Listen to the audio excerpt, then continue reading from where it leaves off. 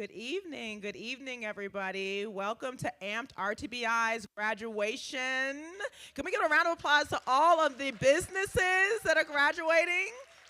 I'm so excited. I was just telling somebody at a table that, I see so many familiar faces, and they're not all AMPED RTBI businesses. They're not all in the private sector. They're not all in the government sector, in the public sector. They're not all nonprofits or for-profits. There's such a mix of individuals in the room right here, all coming together to essentially build Black and brown wealth and fight and combat the economic disparities that we see in the community. So I'm just, give everybody here a round of applause, not just the businesses, but yourself for showing up and really fighting for this cause and being committed to it. So I was told keep it very brief and short. So I'm not going to be up here long, but I did want to welcome everybody. This is the second year of AMPED RTBI program, and every year it gets better and better. And what I love about working with this program, and for those of you who don't know, I'm Dr. Angelique Johnson. I'm CEO and founder of Visionarium. And Visionarium, we did the business coaching for the AMPED RTBI cohort. We called the company Visionarium because it stands for visionaires. And visionaires is really a code name we use for the vision rich. And what I see in this room are a lot of individuals who are vision rich. And that means that you don't just dream about an idea, you don't just think about an idea, you don't just say, well, I wish I could make impact in that area, or man, maybe I could build a business one day in that. You do it, you launch out, you execute on it, and you stay committed through all the ups and the downs, putting out fires, dealing with individuals, influencing communities. And so that to me is vision rich. And I'm just so excited again to be in this room with you all. And when I started working with AMPED RTBI, it's only been 2 years, but just the reward that comes from being a part of this impactful work. A lot of the cohort members have been, giving us little messages and talking about the impact and, everything that they've gained through the program. And that means so much because the staff at AMPED RTBI, and I'm not going to name names because I'm going to forget somebody, but you all know who they are. Of course, most sitting at this table, some working in the back.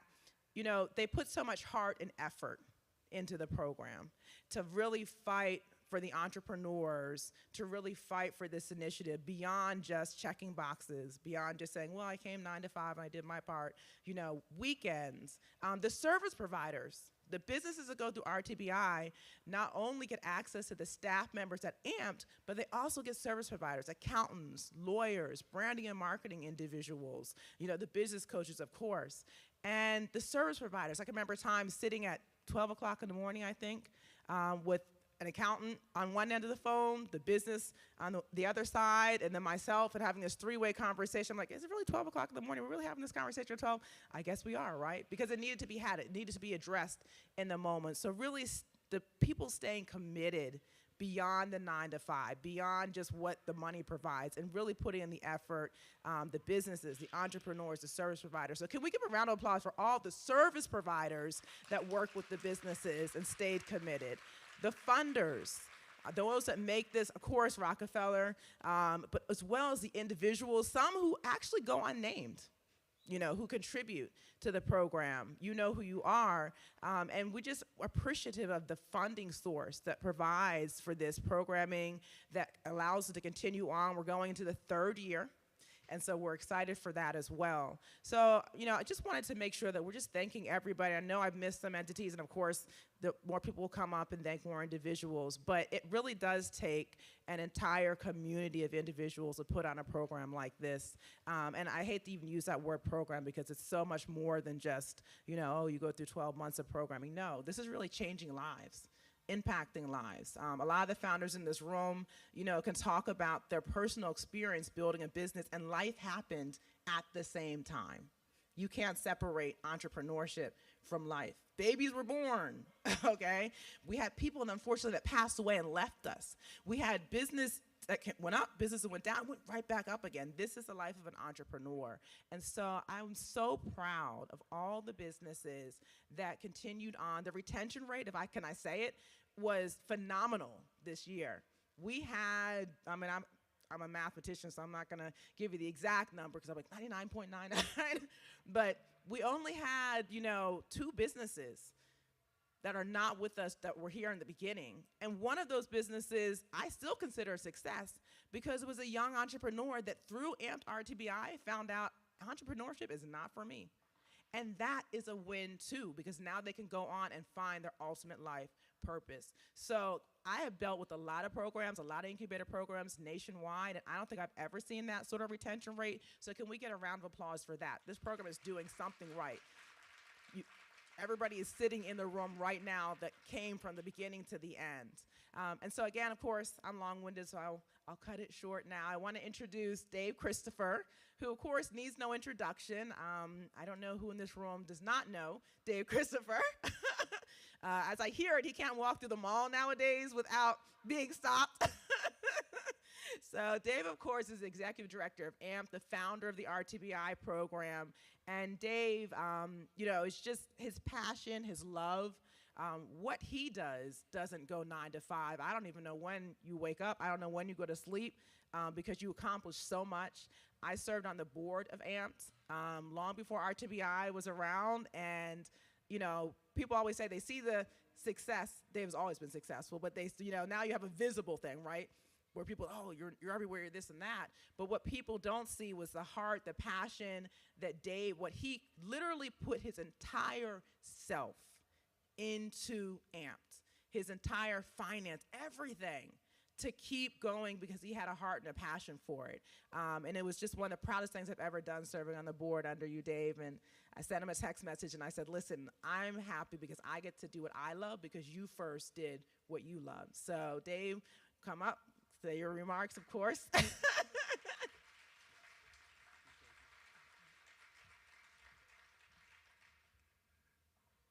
So, don't believe any of that? No. So she mentioned people had babies. Actually, tonight, one of our founders is not here because she's in labor. She's actually having a baby. So this is life, right? And so that was how the incubator was kind of built, was such that we knew that there were things that would happen, and that's why we had mental health counseling. That's why we had all the things that we had, because when I sat down and tried to figure out, like, what does it take for black and brown business to be successful, I asked myself, what did I need? And the answer was, like, everything. And so that's kind of how we built it. So I woke up early this morning, because, by the way, I get up about 4 or 5 o'clock in the morning, just to answer that question. But I woke up this morning, and I actually posted this, so some of you have already maybe read this, but I posted this morning, and it says, Business 101 P, and P is for profit. I guess the better question is, are you profitable enough? More often than not, when I ask a business owner, are you profitable, the answer is yes. My follow-up question is, are you paying yourself what you should be paid? And the answer is often no. There's a known assumption or pseudo-fact that according to the Business Data List, which was published in April of 2022, it takes at least 18 months for startups to become profitable. Startups usually work on high margins, which makes it take longer before they become profitable. Currently, there's much focus on profitability because investors are getting much more thoughtful about where they put their money and understand the financial implications of startup decisions. Now, I say that it's a pseudo-fact because it's not always true. The misunderstanding about not being profitable, according to the above statement, is that it means that you don't get paid until the business is profitable. Profit is the amount of income that remains after accounting for all expenses, debts, additional income streams, and operating costs. In your business, you are an expense. So even if you're not making a profit, you should still be getting paid. Often it takes the businesses well beyond 18 months to become truly profitable because they don't accurately account for, in my opinion, the most important expense that they have, and that is themselves. Not paying yourself as a legitimate and vital part of your business is a recipe for failure. I know personally how hard it is to run a business, but not counting the toothpicks makes it much harder. You must count all of the costs to run your business, and only then can you ever become truly profitable. Don't be afraid of the numbers. Do the difficult foundational work, because once it's done. And your business is better off for it. So I say all that because I think there's a lot of misunderstandings about how do we get success. I talk to people on a regular basis that tell me that they're profitable, and then when I ask them what their annual income is, it's not even enough to pay anybody. A poverty wage for a family of four is around $28,000. That can't be your gross income for the year. And so when you come to you tell somebody that I have a profitable business, basically what you're thinking is, I bought it for $5 and I sold it for 10. But what some businesses have found out is that they were losing money all the time that they were in business. And so what that means is do the numbers, do the math to understand what it is your goal should be, right? And so I actually wrote this because I didn't want to be long-winded, because I'm excited to hear from our keynote speaker. So I'm going to do the introduction now. So just please remember that the whole idea of not paying yourself and adding yourself to the budget doesn't make sense. So please stop doing that. Oh, okay. So now, our keynote speaker, Dr. Kish Kumi Price, President and CEO of the Louisville Urban League, has focused on strategic action to support youth and families for over 20 years. Her work has been shaped by evaluating systems, identifying gaps, and braiding resources. As a first-generation graduate, former small business owner, and a divorced mom that had to work multiple jobs while completing a graduate degree, she is invested in helping people prioritize health and optimize educational and workforce opportunities. She has worked to extend the lines of equitable access in her various roles as Commissioner of the Kentucky Department of Workforce Development and Special Advisor to the Governor, Senior Policy and Advocacy Director of Early Childhood and K-12 Policy at Kentucky Youth Advocates, Director of Education Policy and Programming at the Louisville Urban League, founding Executive Director of Smoketown Family Wellness Center, a higher ed administrator, a school counselor, CEO and co-founder of Empowering Youth Through Education, and trained in clinical mental health counseling as a practitioner, researcher, and counselor educator. Dr. Price firmly believes in Frederick Douglass's proclamation, "It is easier to build strong children than to repair broken men." She is committed to helping others understand that we do not have the luxury of only doing the work that is easier, but we must simultaneously build and repair due to the plethora of systems strategically designed to oppress Black and brown communities. Driven by the revelation that faith without works is dead, she leads with a solution-focused, action-oriented lens. Dr. Price is the proud wife, mother, daughter, and sister. She is a National Holmes University of Louisville and Wake Forest alumni. Ladies and gentlemen, Dr. Kish Kumi Price.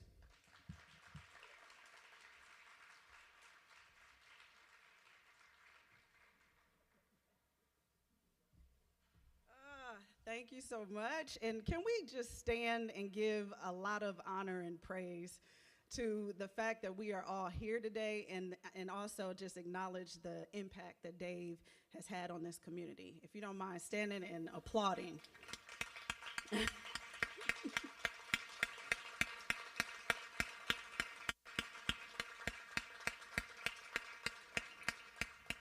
Thank you. And I'm just so honored to be here with you all tonight. I'm going to start, if you don't mind.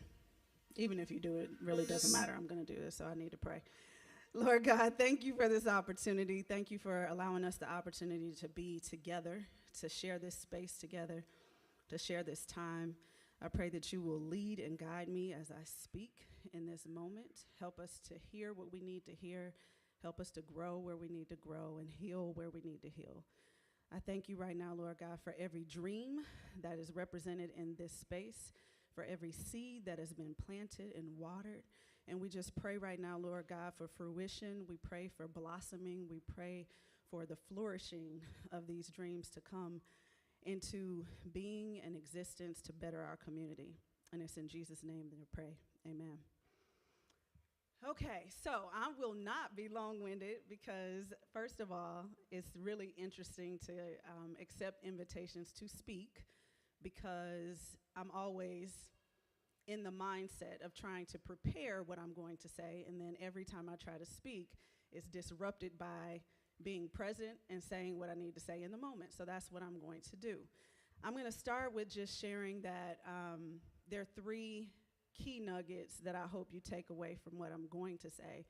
And the banner of those three nuggets is under love, learn, and leap. So I'm going to start with love, and with a story to help you understand where I'm framing this. So everything that we are purposed to do really has to start with the love for purpose. Like, where are you drawing from? What's your source, right? Because we never have enough in and of ourselves. You have to draw from someplace. For me, that's been my faith in Jesus. It's been my opportunity to fellowship with other believers, to have an understanding of why I do what I do. The second piece is loving me enough to know when enough is enough, right? So I've been in spaces, I am not shy about leaving something that is not for me, because I struggled with that for quite some time. I endured a very toxic relationship for 12 years, hoping and believing for something different. And God helped me to see that it's not so much about loving an idea as it is loving his idea of who he created you to be. And so it wasn't until I realized that I had lost myself. I really lost myself, like completely checked out. I was a shell of who I used to be. And because I had that experience, I became committed to what I call protecting my peace and being present,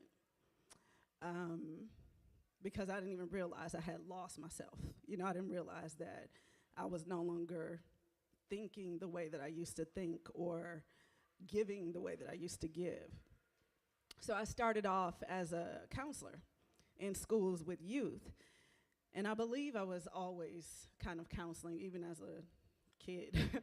But it was therapeutic for me, because I felt like when I connected with other people and tried to help other people get through whatever they were going through, all of my issues just kind of disappeared. I mean, they were there, but they weren't prominent.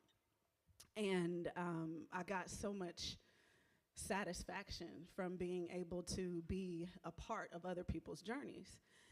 And so at the same time, I was also aware that our culture has indoctrinated us into this belief that there's a race or there's a competition and you're always competing, right? And I know I'm talking to a bunch of entrepreneurs, so what I'm getting ready to say probably doesn't make a whole lot of sense for this space, but it does. Just hang with me for a minute. And we've been conditioned this way, but we really have to be in a space of understanding that that energy that is usually used to pit us against one another really is about internalizing what it really means to have drive, right? To drive yourself to do what you have been called to do in your full purpose, and to be selfish enough to know that you have to be good and whole and well in order to do what it is that you've been called to do, right?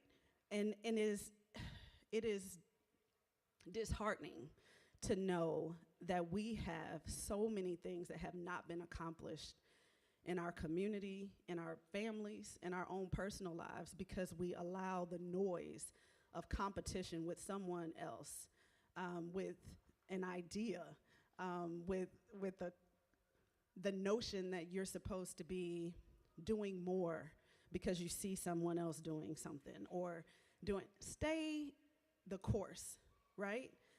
We all have something to give. And so the more that we tap into understanding that we were not designed to work against one another, that we're supposed to use our collective impact, the more that we can move the needle, the more that we can help each other. So it's not just love for your purpose and understanding why you're here, loving yourself, loving each other, and then loving our community. We live here, so we're trying to improve our community. And that requires us to be in a place where we are saying, how can we share space with one another? How can we lift each other up? I can't just be about me and mine if I really care about how we are going to change the world. We can't, you can say all day long we have statistics that are significantly impacting Black and brown communities in negative trends for years. But that is not an excuse for us to be complacent and assume that things will just be what they're gonna be. We're here to improve our condition at all times. And it starts with us individually. So I'm not going to chase after something and give more than what's required, because then I am already out of line, right? I'm out of line with my purpose if I'm trying to chase after something that I'm not supposed to be chasing after anyway. So I don't want to take a morbid course here, but I do want to help us to understand the circle of life a little bit, in that at any given point in time, we don't know what's going to happen in the next second. We don't know how much time we have here on this earth. So what do you really want your time to be about? Right? I feel like we get caught up in the presentation or the appearance of what we're doing and what it looks like, as opposed to what you're actually doing, right? And so I also, I guess, lift that up as an opportunity to resist the urge to put on appearances. It was the dramatics playing earlier during the pre-dinner music, and the song being "What you see is what you get." And a lot of times that's not the case with a lot of people, right? We see a lot of presentation, over-promising, under-delivering, and it's exhausting to see it, and it's exhausting to participate in it. So I guess I'm kind of giving a caution against it, because I've seen what it can do, and help in basically creating darkness in your own life while trying to present something that is not real, or something that is not organic to how you actually feel and live. So I won't belabor the point, but everything that I'm saying, I hope is hitting for somebody. And I want to say that I think everything that's birthed in love is always good. Whenever it's some evil intent, it will be exposed. The root will be exposed. So also, there's a caution there. If you have that in the back of your mind, where it's like, well, maybe I should do this, or maybe I should do that. Nothing good really ever comes from that temptation to do something that doesn't feel like it's birthed out of love. So I will pause there just to say,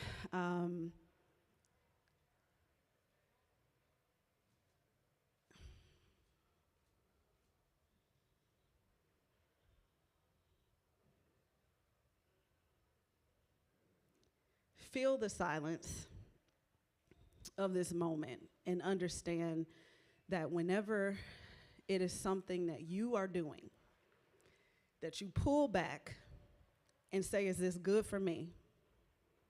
Is this good for my business? Is this good for the community? I'm just asking you to ask those questions, because sometimes you can get so excited about something that you pursue it, and it's not good for you. It's not good for your family. It's not good for your business, and it's not good for the community. But you have to take time to pause and consider what that means. What is it going to look like on the other side? I currently have my calendar blocked off because I have a son that's a senior in high school, and he plays basketball, and I want to make sure that I'm at his games.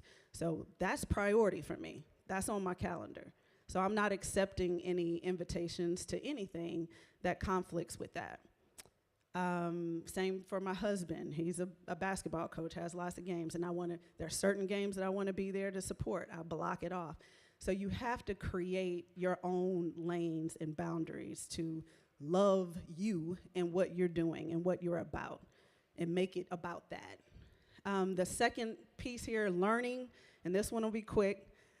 Learn, learn, learn. So I have been in so many different spaces, different roles, things that just didn't feel like they were necessarily in my lane, but because of my priority and asking God about everything. Is this something that you have for me? Are you asking me to go in this direction? It doesn't feel like it's my lane, but if that's what you're saying, okay.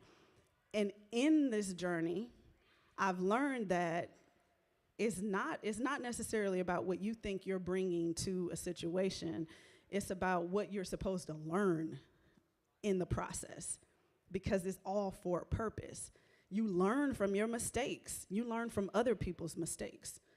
You know, like, so really lean into learning new things, not learning more about your own craft, connecting with people that are doing things that are completely different than what you're doing, and lean into learning. And then the last piece is really about leaping. And the reason why this is so important to me is that you never know what's on the other side of that leap. You may think you know. And sometimes people are so scared to take the leap because they're thinking about the risk, what it would mean if you were to fall. But you really have to lean into, well, what would it mean if I land? Either way, you're going to land, right? If you land on the other side and you fall and you land, you're going to land. But if you never leap, you don't even know what's on the other side of the leap. And so I also want to just share a personal piece there. I moved here initially in 2010, and this was pre-divorce, and I moved away for a couple years. And when I decided to get a divorce, I was praying about where God, where would you have me to go? And I'd lived in, 14 different cities, I think, before I moved here. And, I was really in a place of contemplating what's next.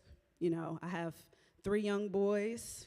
It's me. I'm trying to rebuild my life. I had kind of put my hopes and goals on the back burner to support my ex-husband. And it was just like, what's next?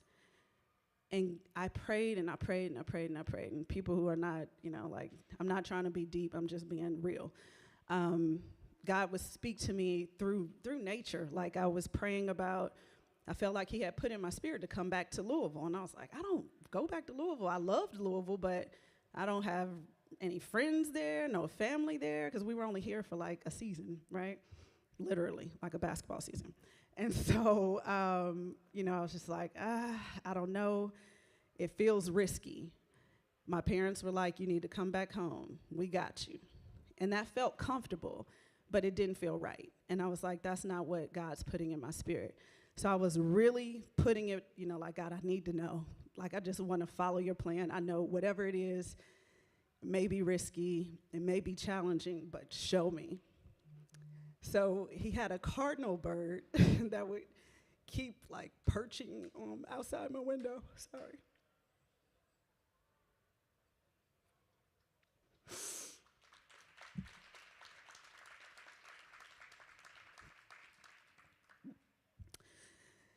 And then I was like, okay, no, I'm not going with that. I was like, this is just a sign. And I'm like fleecing God, basically. And I was just like, okay, if this is you, just confirm it another time for me.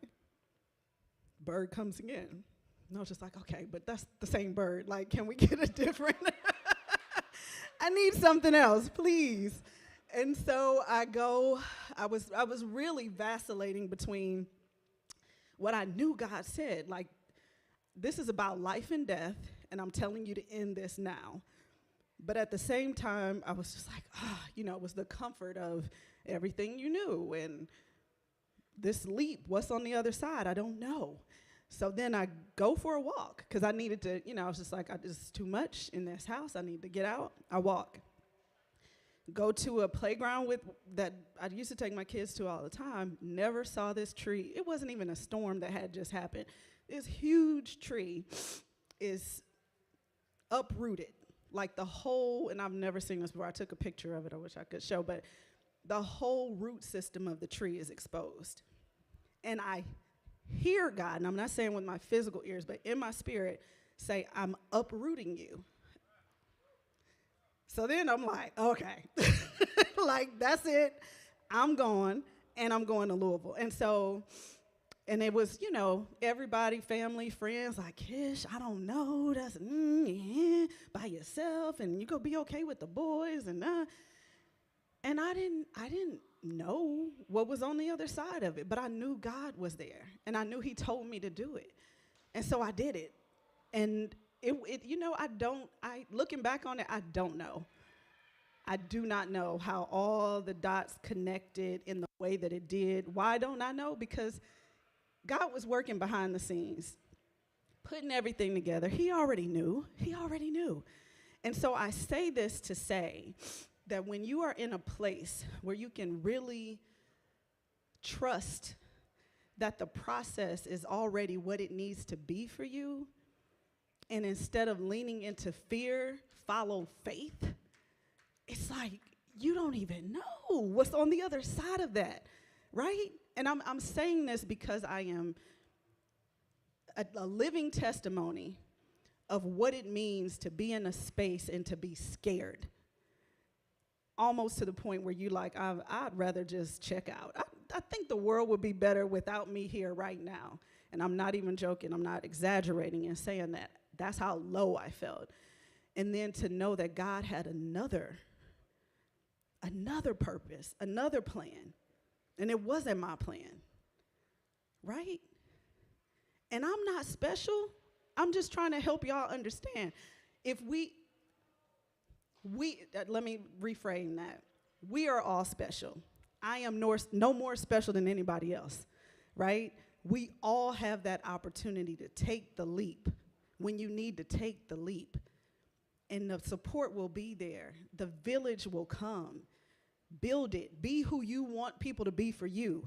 And that will just happen organically. So I appreciate your time. Thank you for staying with me on this journey of like, okay, what am I supposed to say right now?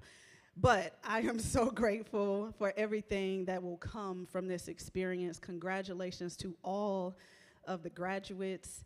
Thank you so much. And if there's anything I can ever do, please count me as a valid member of your village. Thank you.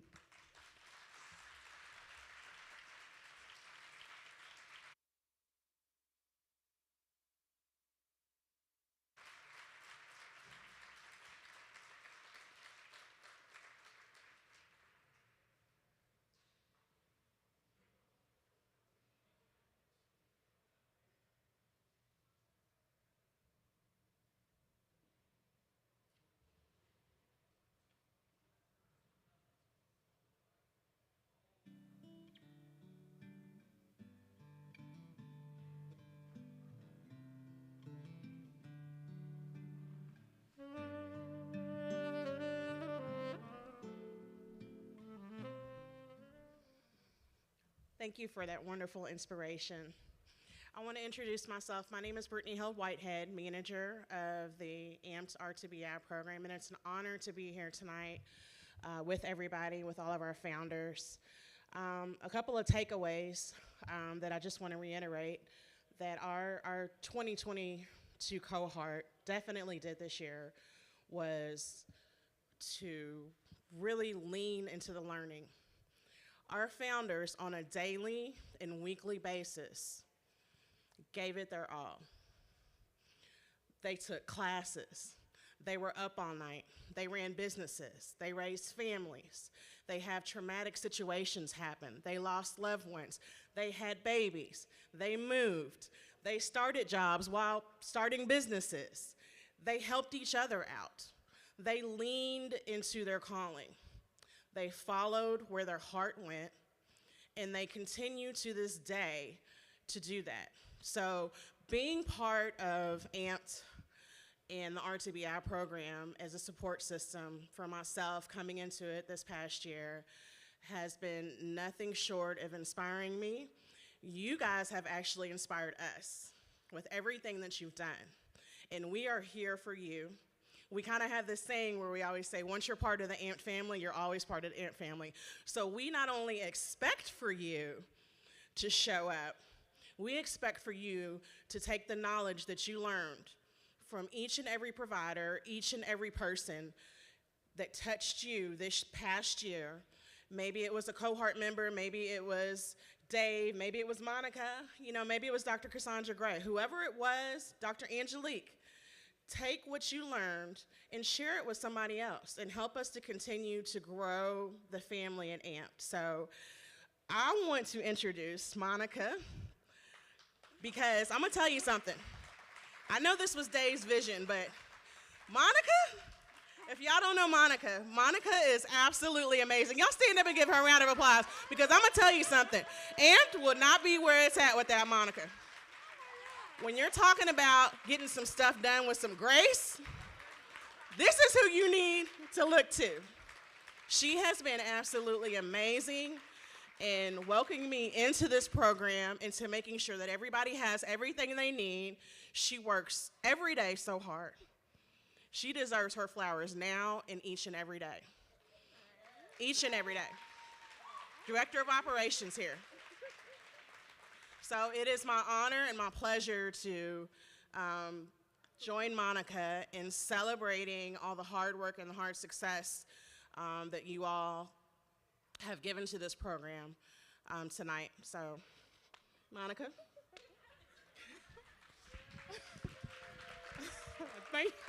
Thank you, Brittany. I was in my mind just thinking of what I was going to say, and that just kind of threw me all the way off. But we are just so glad to be here to celebrate each and every one of you. I know this has been a journey for you all, and I know as you were going through those Coursera, working with your coaches, doing all the content that you had to do to be here today, that you may have thought it was a struggle, but it was worth the struggle for you to be able to be here tonight, to celebrate yourselves, to see the accomplishments that you have made and how you can be an influence to someone else. And it should always be a funnel in your life. Somebody should be pouring into you, and you should be pouring into somebody else. And that is exactly what we do here at AMPED. And like Brittany said, you will always be a family to us. And we thank all of our staff, all of our board members, everyone that has been a partner, all of our providers, for making this day a success. So we celebrate each of you, and we're going to kind of give you your flowers while you're here, and just to thank you for all that you did to be here tonight. So we will start by giving your awards for actually graduating and completing this year, and thank you for all you had to do to be here tonight.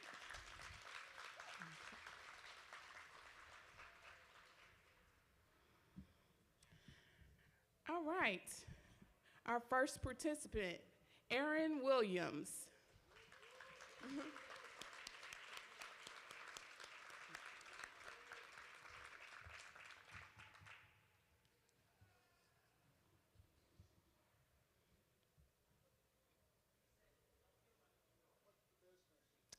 And his business is Chicago Jerk's Chicken.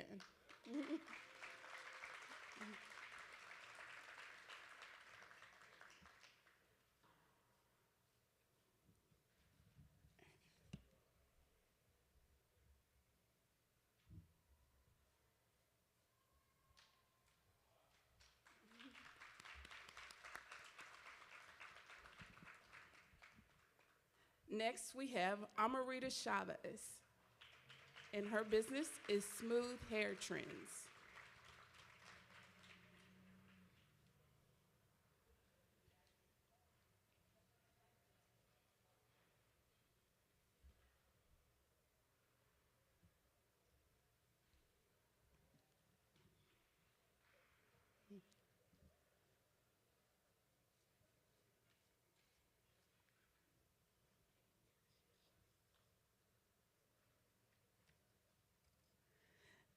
Next, we have Angela Hatchett with Hatchett Enterprises.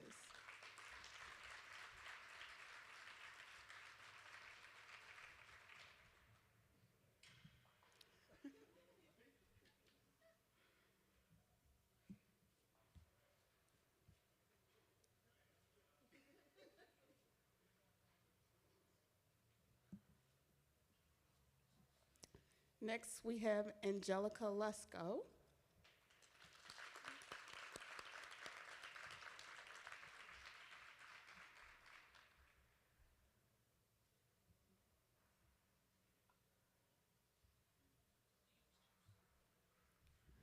With Leo's Juice is her business name.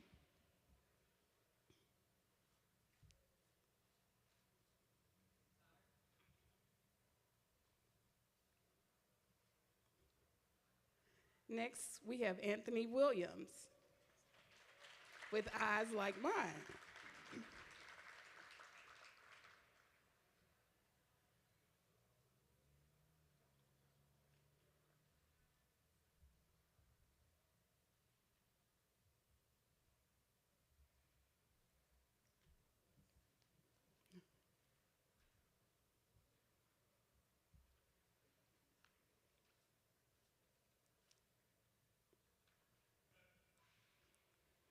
Next, we have Aisha Hayes Taylor.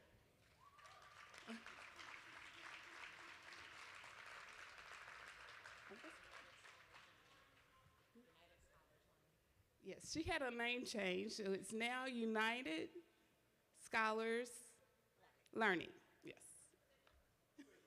Center.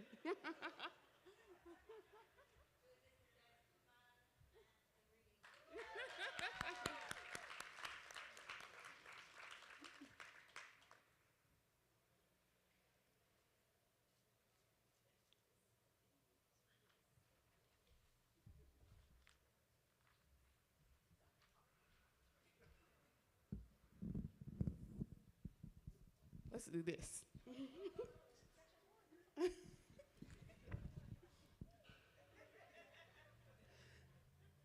Next, we have Vinaya Durrett with Unique Essentials.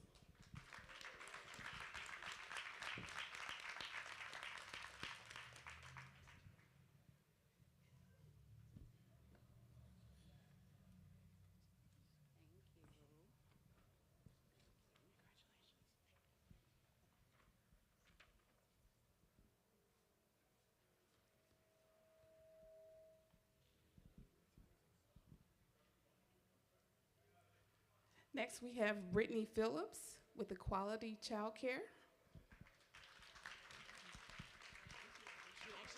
Yes, she is our participant that is having a little one tonight, so we congratulate her.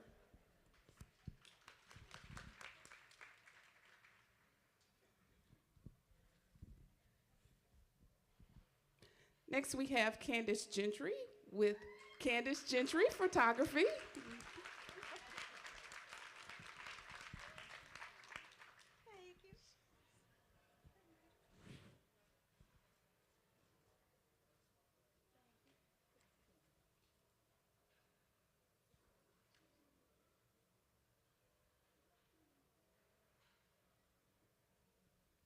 Sequoia Johnson with Koi Wine.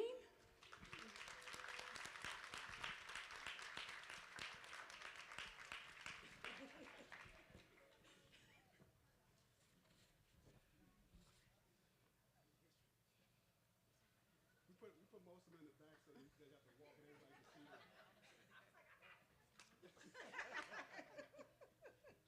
Thank you.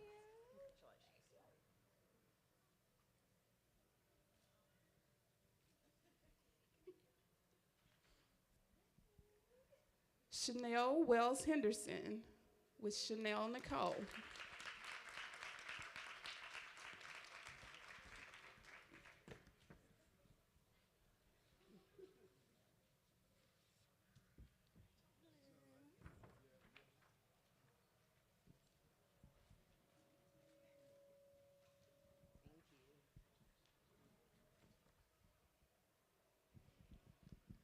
Next, we have Erin Durison.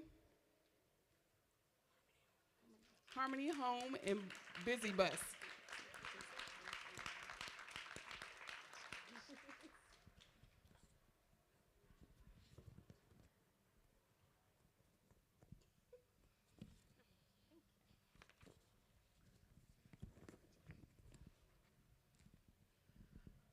Next, we have Frank Johnson with 925 Sports Corporation.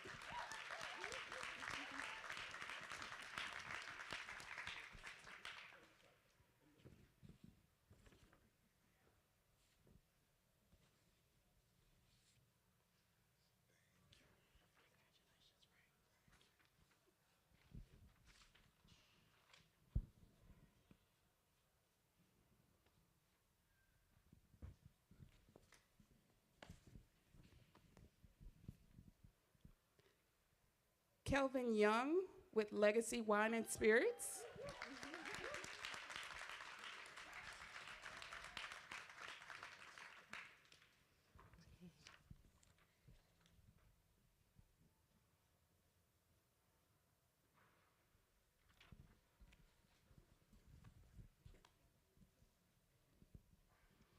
Next, we have Kendra Cunningham with Give Me Some Sugar.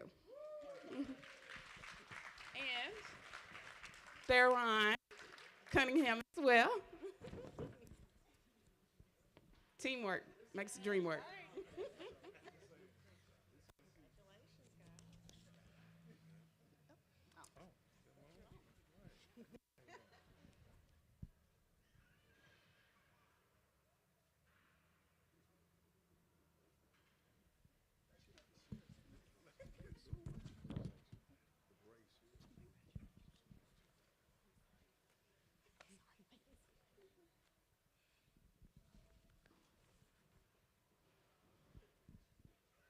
Kimberly Forey with Kimmy Lane Fashion and Alteration. And she has one of her custom designs as well as most of the members in her family. So if you ever need some unique, beautiful clothing for an event, please reach out to her.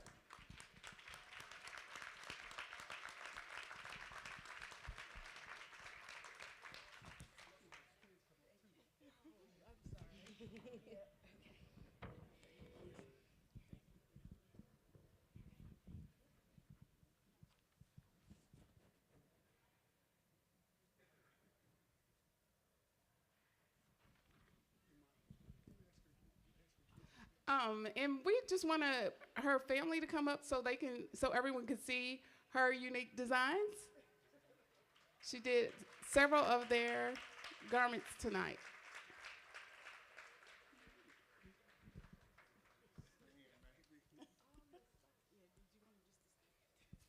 Yes, you can just stand if you didn't want to walk through the crowd. That's fine. Thank you.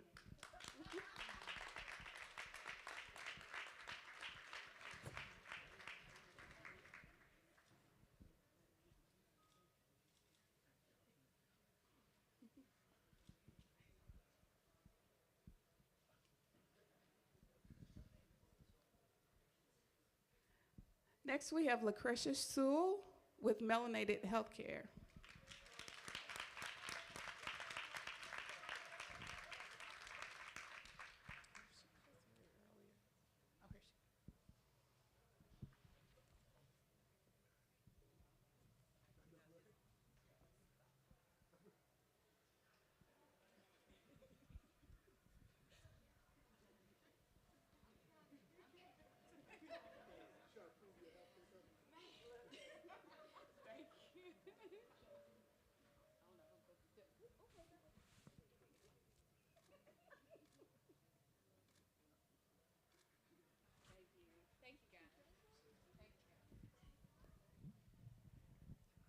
Lionel Jordan with Got Munchies.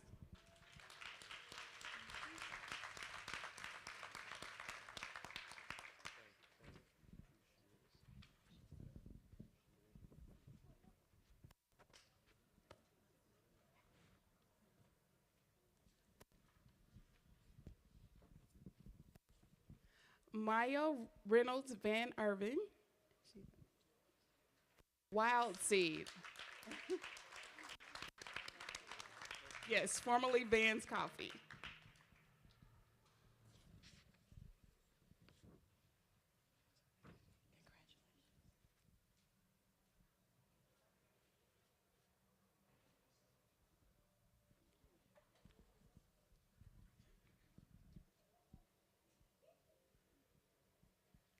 Melissa Wilson with Mary's Safe Haven.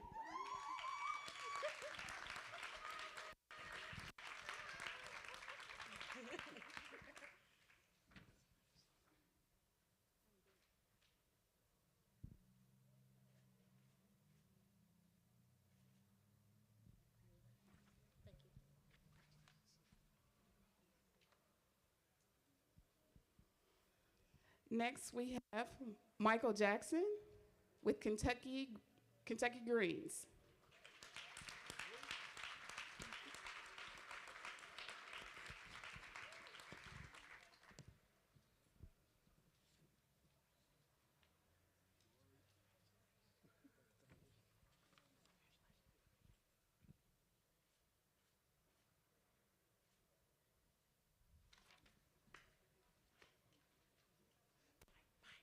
Mike.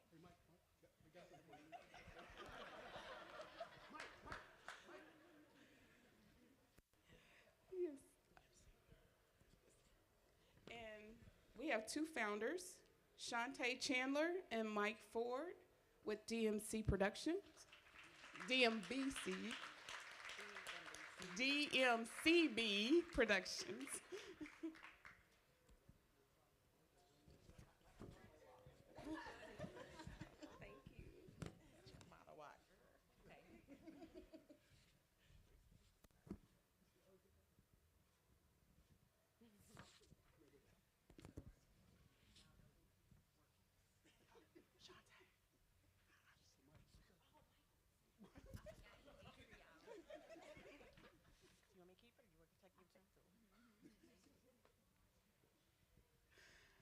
Next, we have Nikki Webster with Chase Your Dreams, and this is another dual.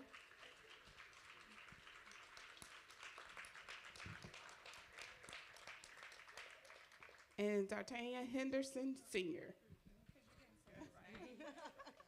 Hi, you all. Thank you.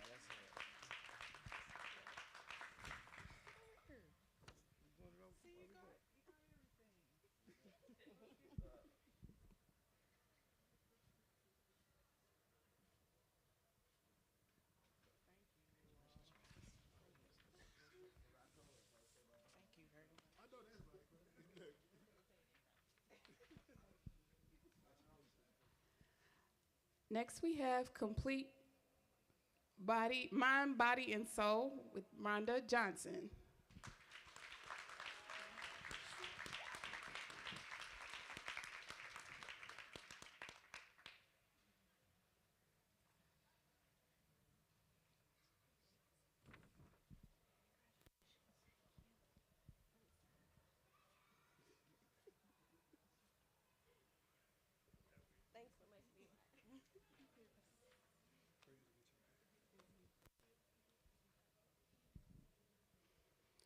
Next, we have Rush Trial with FaithWorks Studios.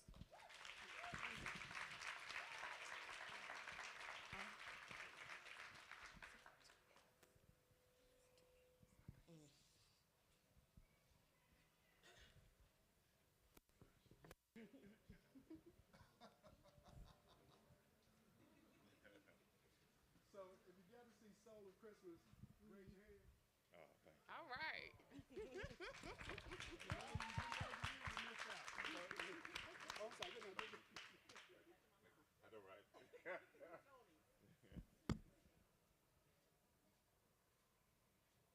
Thank you for everything. Thank you. Next, we have Dr. Sharice Lattimore with Girl Geek. Charis.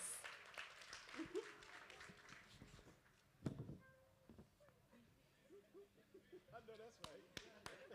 Thank you.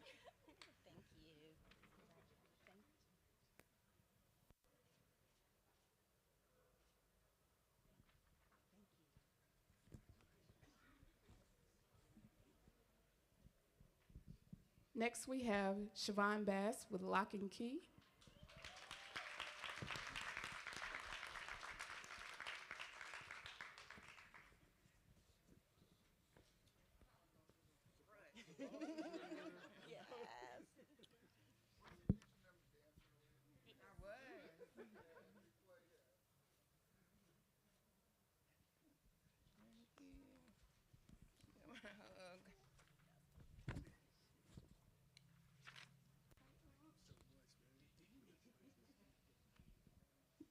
Tiffany Bryson with Apparel for Me.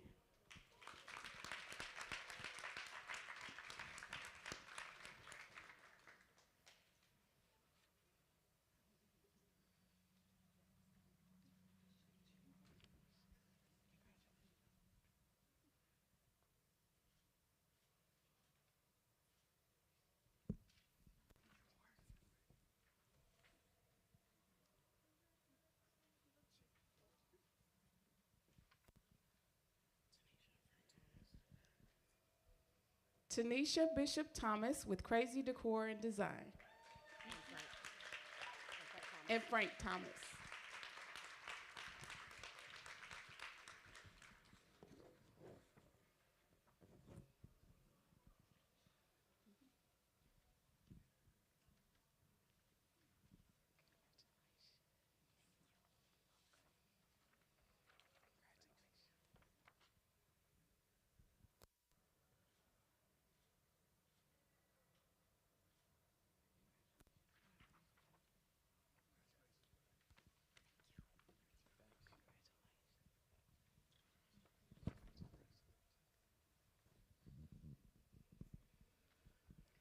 Next, we have Vashawn Mosby with Ally Solutions.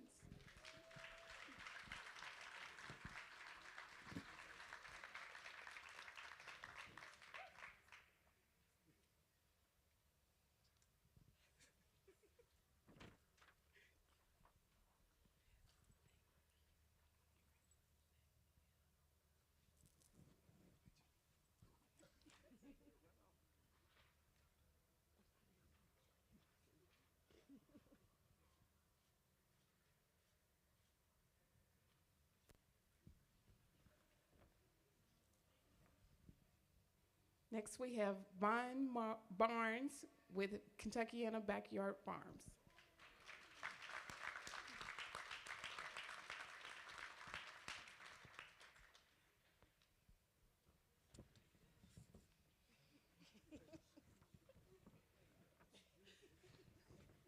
Do I take this? Do I turn picture first? Or?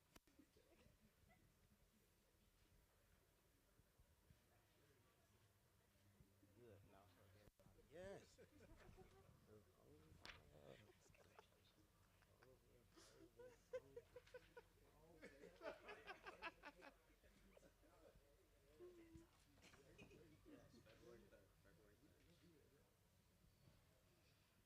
Next, we have Walter Murray with For Your Kids Entertainment.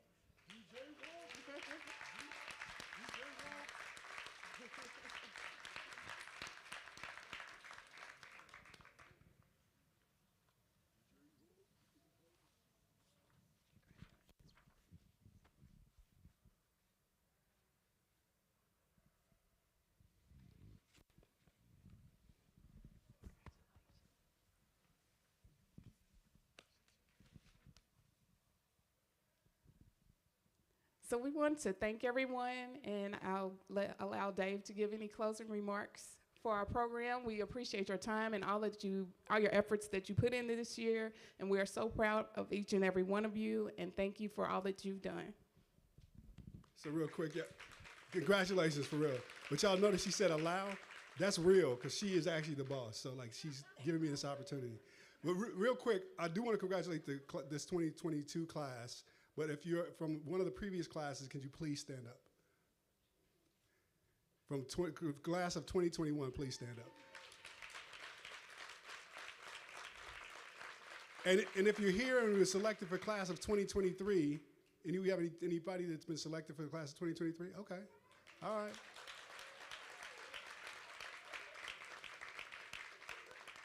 So yeah, real quick. So like more to come. We're trying to put together resources. We understand the thing that I want people to understand about this program is we partnered with the Louisville Urban League Center for Entrepreneurship, but there were over 900 businesses on the waiting list, right? And those weren't businesses popped out and came out of nowhere. Those businesses existed way before we came into play in 2020 and 2021. And so what that means is that those businesses were out there kind of running in circles and trying to figure stuff out and had nowhere to go. And our doors kind of busted open when we opened up this thing. And so we had 130, because they're really zealous. I mean, like really too much, because they were only supposed to take 100 applications, took 136 applications to narrow it down to 35. So our goal and my mission, and our director of advance was here, so I'm putting her on the spot, is to raise more money to bring in 100 businesses a year, because we know the need is great. So real quick before I go, also anybody, all the AMP staff, our director of advancement, anybody that's here from AMP, please stand up, because you deserve a round of applause. It really needs folks up here.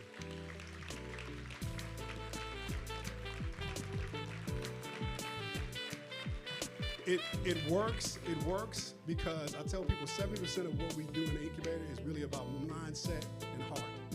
The 30% is the other stuff, right? And so we focus on what people need internally, and what they need, the support they need, and not hand-holding, right? But to walk alongside you and help you to accomplish what we already know that you can. And so we just hope for better years. If there's funders in the room, please consider us, because I wouldn't be the executive director if I didn't ask for money. And my director of advance was like, yes. So thank you guys for coming. I don't think we got like a few, no we don't, we passed time. But congratulations everybody, thank you, have a good night. Could all the founders that just graduated please come to the front for pictures?